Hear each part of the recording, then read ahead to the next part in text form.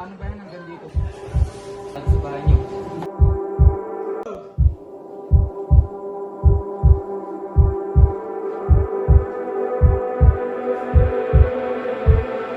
Di na makausad, di malinawan.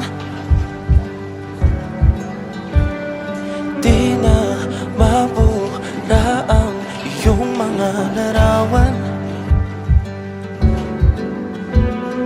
Di alam kung saan tutungo ang mga habang patalikod naghihingalo.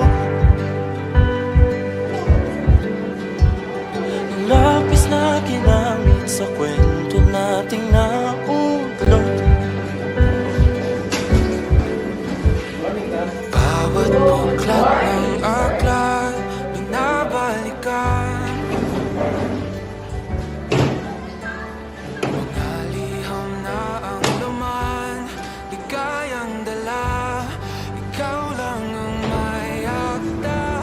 Sa lahat ng pahinang sinulat ang tadhana. Ikaw at ikaw at ikaw pa rin.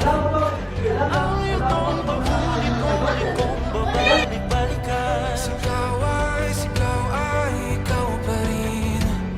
Patuloy kong panghawakan ang iyong mga salitang hindi na nakikita sa tingin ng iyong mga mata.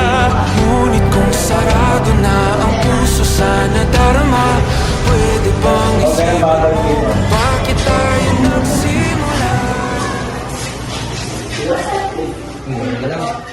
Ating katotohanan ay naging isang nobelang winakasan ng pagtutudang di na nalabanan. Nais na maramdaman muli kung paano isulat ang pangalan mo. Ngunit bawat letra'y mahirap nang ikuhit dahil binubuo nila ang iyong mga pangako. Sa lahat ng pahinang sinulat ng tadhana'y ikaw at ikaw pa rin. Ang yugtong paulit-ulit kong mabalik-balikan. Sigaw ay ikaw pa rin. Simula sa wakas na di matuklasan, pabalik kung saan di na nagtagpuan ng mga matang nakatanaw sa umpisa ng yugtong di na sana naisulat pa. Simula sa wakas na di matuklasan, pabalik kung saan di na nagtagpuan ang mga matang nakatanaw sa umpisa ng yugtong di na sana naisulat pa. Sa lahat ng pahinang sinulat ng tadhana, ikaw at ikaw pa rin.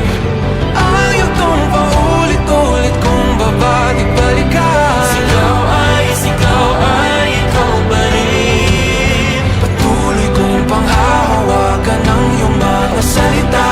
Di na nakikita sa tingin ng iyong mga mata.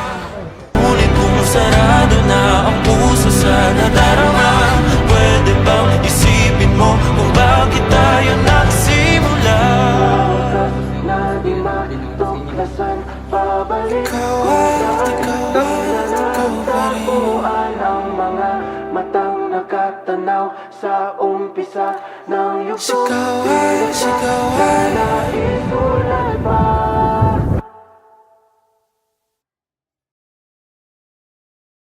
Di na nakikita sa tingin ng iyong mga mata.